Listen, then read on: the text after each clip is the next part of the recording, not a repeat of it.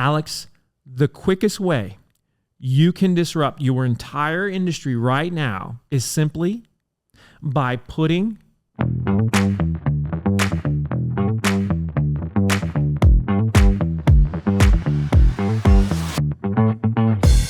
Welcome back to Endless Customers. My name's Alex Winter, and today we are joined by the one and only Marcus Sheridan, best-selling author, partner here at Impact, coach. You do everything. Welcome back to the show. Thanks for being here. It's awesome to have you. I am very excited about this episode. People say that sometimes. This episode, I've been waiting to record because I got a lot to get off my chest. Yes. Well, then let's not waste any more time. We're going to dive right in. Today, we're talking about industry disrupting content. What is industry disrupting content? What does that mean? Okay. Whenever I meet with an audience, where we start is, okay, we know the buyer's changed. We know they're more informed than they've ever been. They're vetting us to death. Mm-hmm. And the company they reach out to is the one they trust the most. So how do you become this most trusted voice in your market, in your industry? Well, you got to do a few things, Alex. And this is where disruption occurs. All right? Okay. Number one, you got to be willing to talk about what others in your space are not willing to talk about. Subject matter. Online. Not just in person. Online. Publicly. Yes. So I want you to, as you're hearing me right now, and I've had many folks do, quote, they ask you answer, but they don't pass this test like they should. All right? There's levels of this. Okay. So today we're going to push this envelope a little bit. Sounds good. But we're starting with the basic, and then we're going to push. Okay. So you got to be willing to talk about that which others are not willing to talk about in your space. Number one, numero uno, señor.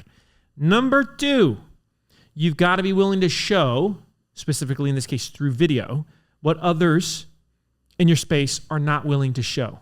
How much video have you produced that no one else in your space has ever done, has ever shown? Number three, you got to be willing to sell in a way that others aren't willing to sell. Okay. Now, one thing that I'd add on this as a bonus / caveat, right? Number four, essentially, this is because of AI, you got to be more human while doing these than anybody else in your space. Okay, so we've got tell, show, sell. Those are the big three. And do it more human than anybody else. So then it becomes, well, what does this look like? What is that? Like, can you break that down for me, Marcus? Right. How does this apply? Yeah. How does this apply? Okay. So there's always certain litmus tests, first off. When was the last time somebody in your space said, you can't say that? You can't do that. Who gave them the right to do that? Who gave them the right to say that? That means disruption. That means frustration. Mm-hmm. Let me give you one of the most classic examples I've seen of disruption. Okay. Yeah, please. And this is a little bit of show, tell, sell all together in one. It's a glorious example. It was about 8 years ago, and I was speaking to literally all the major manufacturers in the boating industry. Some of just the biggest brands in boating, the CEOs were there. I was giving them a presentation. In this presentation, I said to them, the day is coming where every single one of you is going to have a build and price your boat tool on your website as a manufacturer. Alex, they tried to laugh me out of the room. No way. I kid you not. One of them had the audacity to say to me, well, you're not my buyer anyway.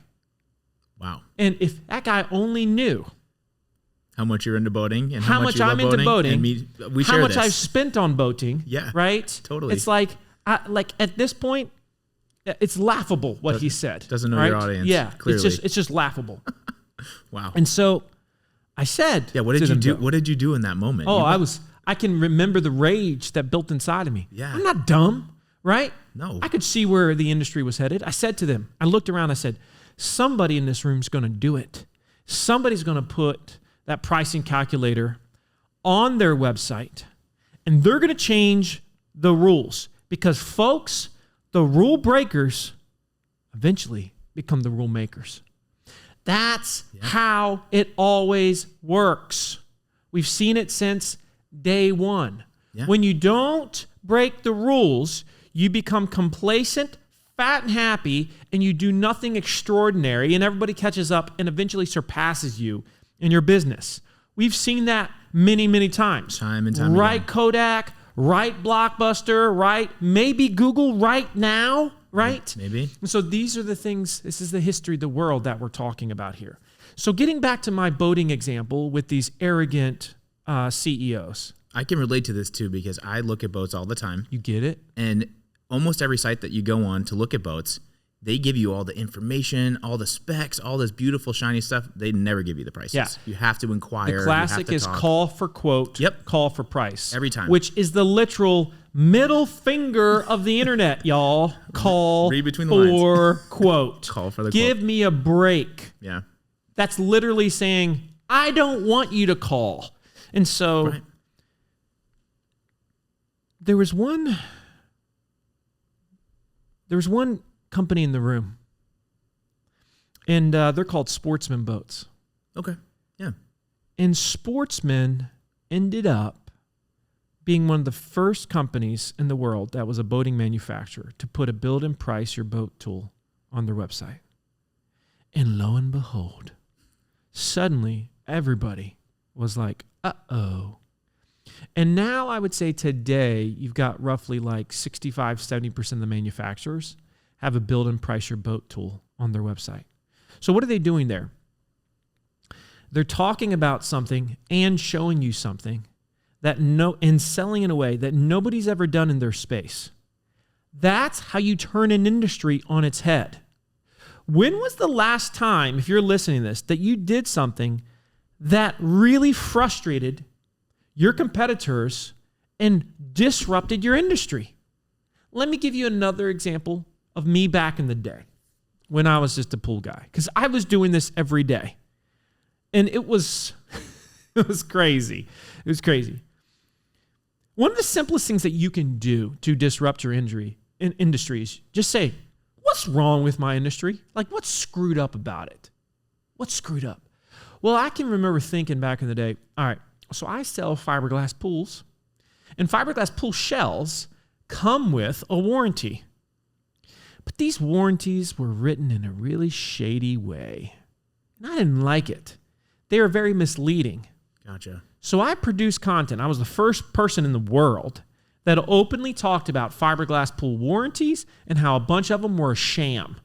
Now, I didn't mention any manufacturers because these dopes, they'll sue you for anything. Right. But I said, here's what you can find in the industry. Here's why it's wrong. And guess what happened, Alex? Suddenly, they were forced to change the wording on their warranties. Wow. Let me give you another example. Wow. Used to be that fiberglass pools were built on sand. So let me explain this to you and how ridiculous this is. So you dig a hole in the ground. You've got this fiberglass shell. Mm-hmm.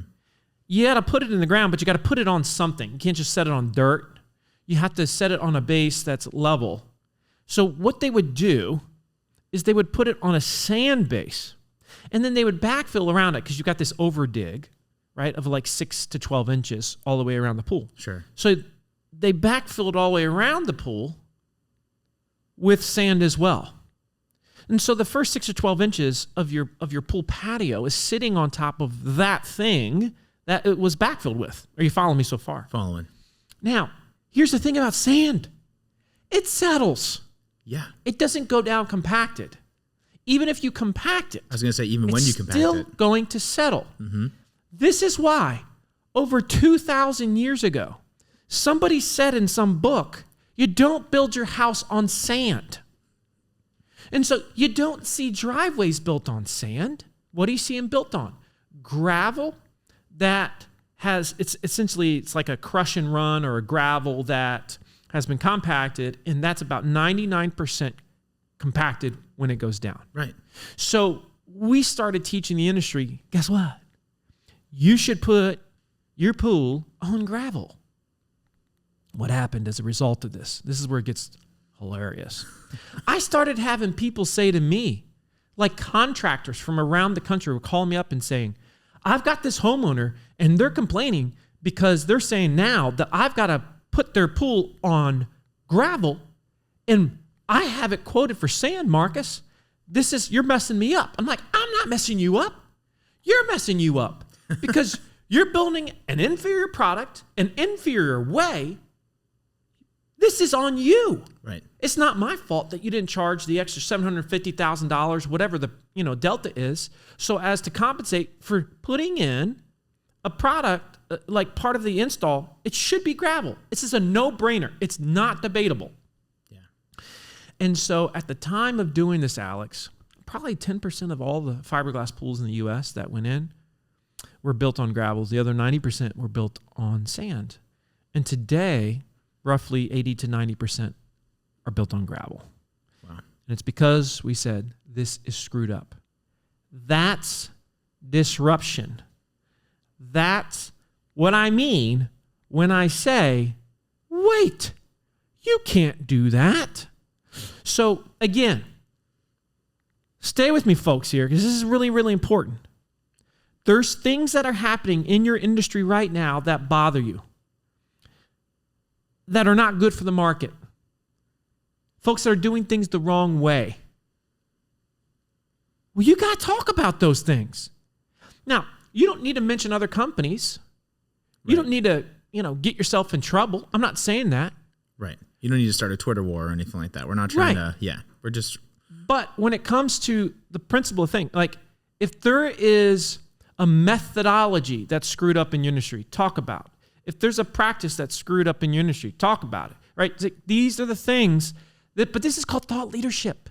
Yeah. And most companies really aren't willing to become thought leaders because the second somebody poo-poos them, they are freaking out. I was going to say, why is that? What is the fear behind disruption? Like, why aren't more people doing this? Because to me, it seems like this plays perfectly into your book and the methodology of the Ask You Answer, where it's like the best way to build trust is to call out the elephant in the room and just be completely brutally honest about it, right? That's right. But you see a lot of people, they're just afraid. Okay. Afraid of any type of complaint. Now, I'm more worried about the customer, the consumer not getting what they want and not being treated fairly than I am about pissing off a competitor. Right. What matters to me is the truth. That's what matters to me. And I think that's what should matter to the marketplace. Agreed. And so, what can happen though is somebody's worried, well, what if, all my competitors try to team up against me or, this is like the thing that they're worried about. And it's like, that's why leadership can be a lonely road. You're ahead of the pack. Right. But that's also how you do extraordinary things. And if you look at the folks, like how many companies sued Tesla because they went direct to consumer? They were all doing it. I'm sure all of them. Yep. How many taxi groups sued Uber because they came into their city and said, no, that's not the way we do it? Who won each one of those battles? You see, the marketplace eventually wins. They might be screwed for a while, but eventually the marketplace wins. But it takes somebody that's willing to put themselves in the line of fire. And, some people give Elon Musk a hard time. Give me a break, will you? Yeah. The guy is trying to save the world. He might not do it in the way you like it, but you got to respect it. Yeah. Got to respect it. Before he bought Twitter, everybody said, thank you for having a different solution to people using fossil fuels. Everybody loved him. So you can't sit there and say all of a sudden, I don't appreciate the fact that he has impacted the world. People, so they forget, he did all the hard work so that everybody else could come in and follow and suddenly start to do electric cars. Man, we could have done electric cars like 50 years ago, dude. Easily. Easily. But there was so much power and so much money that was in what was the automotive manufacturers and in oil Right. that they wouldn't let it happen. So it takes guts. That why I will die on the hill that is Elon. I'll die with you there, man. I don't need to agree with everything that he does. Right. But to say that he hasn't been one of these, like, the true Tony Stark of our generation, that's just being naive. Yeah. And I mean, it's a side note, but a lot of people, if they don't like one thing about someone, they throw out the baby with the bathwater. I have never understood that. It doesn't make any sense to me. That has nothing to do with our conversation today, but I just had to say it. Because it drives me nuts. Yeah. I feel the same way. It drives me nuts too. And I think that there are other examples too. Like you talked about Elon with Twitter, that his motivation for that is freedom of speech and giving people the ability to have unbiased control over what they want to say when they want to say it. I don't know. We won't get into the politics of things. So let's get back into, I love some of the examples you provided. There's a lot of industries though, right? There's a lot of different industries. Some are more stuck in their ways than others. Do you have some, like one that comes to mind for me right now is I'm thinking about Yale Appliance. Yeah. And we talk about industry disrupting content and Yale Appliance. My goodness, Steve Scheinkopf, you glorious human. OG. He really figured it out. You want to talk about somebody that's courageous. Yes. Somebody, oh man, I could go all day about Steve. Yeah. I'm so glad you brought him up. So Steve became obsessed with They Ask You Answer circa 2013. He reached out to me. Okay. He said, Marcus, I'm trying to do this whole content thing. Traffic's not really growing. What's my deal? I said, your deal is you're not answering the questions that people want to know. You're talking about what Steve wants to talk about. And I tell you that dude, he just became such a hardcore believer and practitioner. Not just a lot of people believe, but they don't practice, Steve. But he took it beyond what anybody had ever done up to that point, certainly in retail. So for example, he produced he was constantly getting asked by him and his salespeople, what's the least serviced appliance that you sell? Because they have a kitchen appliance company in Massachusetts. Right. Basically, which one has the least amount of problems is what they're asking. Yeah. I was like, I'm gonna buy this fridge, man. I'm gonna buy this dishwasher. I don't want it to break down. Right. So which one's got the least amount of problems? And so Steve thinks about it. He says, all right, I am going to create a list of all the brands we sell, how many units we sold of each one, and the total service calls we've gone on for that year with that particular brand. Right. And so you literally see, he produces this article. It says, the least serviced, most reliable appliance brands. And I think the first year he did it was like 2018 or 19 or something like that. Mm-hmm. And dude, he showed you, based on actual facts, numbers, percentages, the least serviced all the way down to the most serviced brand that he sold, which I believe was KitchenAid. Okay. Wow. And this is real data. This is what his team, his crew, his people are working real on. And arguable data. And that's where it got so interesting. Yeah. Right? Because do you think those manufacturers got upset? Oh man, they got upset. They must have been livid. And what did Steve say? Well, I guess you're going to have to do better. Good for him. Talk about courage, though. I mean, that's what percentage of retailers would do that? Why? They're not going to do it because they're like, oh, I don't want to rock the boat. Well, then you're going to live in mediocrity. You'll never become the most trusted voice.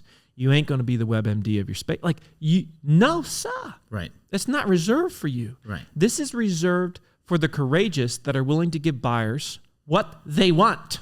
Right. Right? We didn't want to be in a stinky cab ever again. So we chose Uber, right? That's what we chose. Right. And by the way, I know Uber's imperfect, but the point is the marketplace is the guide. You want to innovate, pay attention to the marketplace and pay attention to what frustrates them so much. Yeah. And so Steve did this.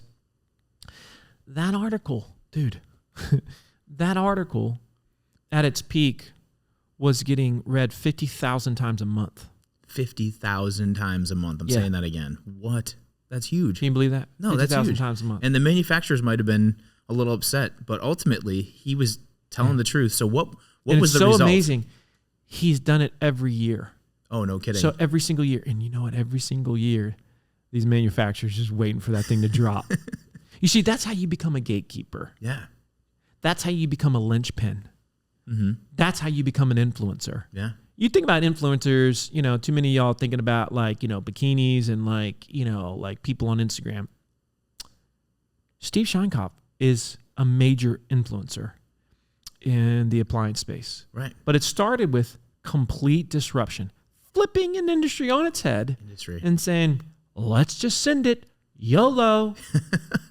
Yeah, and the results. I mean, the results speak for themselves. The results. He has the stunning growth. Mm-hmm. Stunning growth for his company.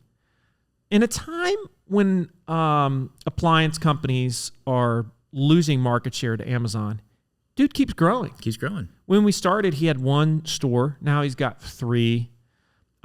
He spends less on advertising today than he did when we started, yet his sales are 3x. It's well above 100 million. And Wow. he's just a special character. Yale is worshipped and adored in the Boston area. And if you're listening to this and you're in Boston, and if you don't buy your kitchen appliances from Yale, I don't know what to tell you. Because, and I got to tell you a funny story about Yale. This is really funny. It's a true story. My wife is looking for a dishwasher one time, and she's trying to find one.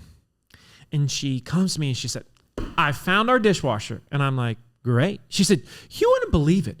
There's this website that literally rates the dishwashers, talks about their experience selling them. I mean, it is the most amazing website I've ever seen. I love these guys. I wish I could buy from them. I'm like, really? What's their name? She's like, Yale Appliance. I said, honey, if you actually read They Ask You Answer, you would know. Your husband's book, you would know that they're a major case study in the dang book. That's hilarious. True story. Hilarious. Unbelievable. And that's the coolest part about this. Yes, they're based in Boston. They're from my home state of Massachusetts.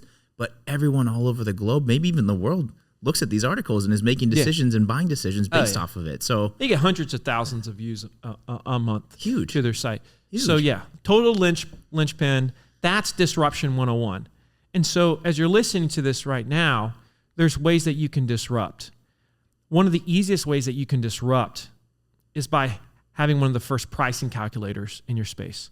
It is so easy to do that. Mm-hmm. There's a lot of other ways that you can disrupt, but the more that you allow someone to do that type of traditional sales interaction on your website, instead of being forced to talk to a salesperson, that's some of the best disruption that you'll have. Yeah. Right?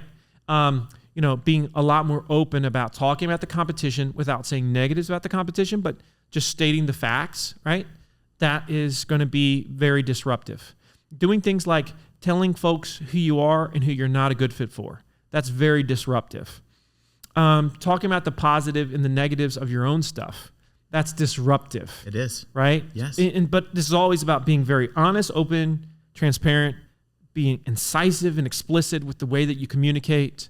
These things stand out. I mean, you look at the Riverpool site right now, we've got this tool that allows you to figure out what type of in-ground pool is the best type of in-ground pool for me and my needs. We only sell fiberglass pools, by the way. And for something like 50 to 60% of the people that take this assessment, they get a recommendation that's not fiberglass. So for half the people that take this assessment, we tell them, don't buy our stuff. Right. Nobody is willing to do that. We're willing to do that, dude. I know. And I think a lot of people might think you're crazy for doing that. But if you really look at it, if somebody wants a concrete pool or wants an in-ground pool that isn't fiberglass, and then you don't have this calculator, and then your sales team tries to convert them, and you spend all this time on a client that ultimately isn't going to convert because they want a different product, you're just wasting your time. So you might as well cut your loss, be honest, help them out, point them in the right direction, and on to the next one. And there's beauty in that. There really is. Oh, dude. Also, I'm thinking about this too because it's bringing ideas. Because I've had the ability to shoot a lot of our customer journey videos from companies that you've worked with and really helped grow. and it's not industry specific. Like I'm thinking about Barry Insurance right now. Like you can do this in the insurance industry. You can do this in the housing industry. Oh, you can do this. Like it doesn't, like the same rules apply to everybody. This isn't like, that won't work for our company. Which or is for our why industry. that question, where I started, what drives you crazy about your industry? Mm-hmm. What bothers you about it? What if you could snap your finger and make something change, what would you change? Anybody that's been in the game for any period of time has a bunch of answers to that question, right? Yeah. And so push the envelope, y'all. This is how you become that thought leader. And this is how you get people coming to you and saying, man, there's something about you that I just found incredibly believable. It's like, yeah, we boldly go where no one has gone before. I love that. I have one more question for you, right? And this also plays into it where it can really help scale your business and help grow your business, help grow your leads, get you better leads, and also just get people talking about you and build that trust and awareness. But it also can help change your company. So for example, I'm thinking about like a Mozilla or like an AIS, where they started trying to disrupt the industry, and now their company is evolving into like a marketing company, and they have a whole wing and other divisions that are breaking off because of the disruption that they've created. Can you talk a little bit about where it could potentially take you that you may not even be thinking about? Well, yeah. I mean, what's interesting is when you, again, not to overuse the phrase, but when you become a thought leader, Mm-hmm. people and opportunities become attracted to you. And so suddenly you have folks saying that were maybe in competition potentially in the past, coming to you and saying, hi, what you guys are doing is special. What you did, I can't help but to notice, and, I keep seeing you, like all these things that they say. Because everybody wants to be a part of a winning team. That's right. If you can see somebody is winning and they got some secret sauce, like, I want in on that. I want to be a part of that. That's also why when you do this, you attract a lot more potential employees that would be a great fit for your organization. Mm-hmm. Because light seeketh light. And those winners will want to be a part of a winning organization that are aligned with their value set. And that's why River Pools does a great, like we were able to attract those people and now offer like it's just a wonderful life for folks in like a, classic blue collar market. We're able to do that because so many people know River Pools and see them, and it's just like that brand. And a lot of this is really what we're talking about here, Alex, is brand, like brand awareness. And we say things like most trusted brand, most known brand in your market. Well, it has so many benefits. More people will be attracted to you. More opportunities will come your way. You might find that it leads to business models that you never dreamt possible, right? I never knew we were going to be building, manufacturing fiberglass pools. Never knew that. Never knew we'd start a franchising company. Never knew that I would end up selling that side of the business, right? Heck, I never knew I was going to become a professional speaker and be known around the world as the pool guy, right? I did not know that. Yeah. But what I did was I put my thoughts out there, and I was willing to say things when others were not. And that has made all the difference. Totally. And it's taking you places that you didn't know you were going to be at from the start. That's just unbelievably cool. I'm going to China next month, bro. I love that. You know what I mean? Yeah, I love that. I'm going to China. You are a thought leader. Without a shadow of a doubt, I think of you as such. And it's amazing that from where you started to where you are now, and it hasn't been, we're talking less than 10 years, I think, right? From start to today? Well, it's probably, if you look at it, I started producing content for River Pools in 2009. Okay. At the end of that year, I started my first personal blog where I was like writing about my business thoughts. Okay. It took about 2 years for anybody to really pay attention, but around 2011, 2012, that's when I started getting requests for, can you share that story? Can you show our audience how you did that thing? Can you teach our company how you did that? That's when I knew, you got something here, Marcus. Yeah. This could be a business. This could be a career. And it really has been pretty extraordinary what it's led to. Yeah. Very extraordinary. So with that, for CEOs, for business leaders, business owners, what can they do industry disruption? How do they, like, closing thoughts? Like, what do you say to them right now to motivate them, to get them excited, to get off their seat and to start taking action? I'm gonna finish this where we started. Okay. Which is, you got to be willing to talk about what others in your space are not willing to talk about, to show what others are not willing to show on video, to sell in a way that they're not willing to sell. In the process of doing that, be more human. And if you do that, you'll become that voice of trust. You become that thought leader. You become the most known in your market. And then the opportunities will present themselves. Love it. For follow-up questions, if people want to pick your brain, how do they get in touch with you, Marcus? Reach out to me on LinkedIn. Connect with me there. You should be. Just let me know in a message. Yo, I heard you on the podcast, Marcus. You can find me, Marcus Sheridan. Marcus at marcussheridan.com. The website's marcussheridan.com. Obviously, I speak on these things.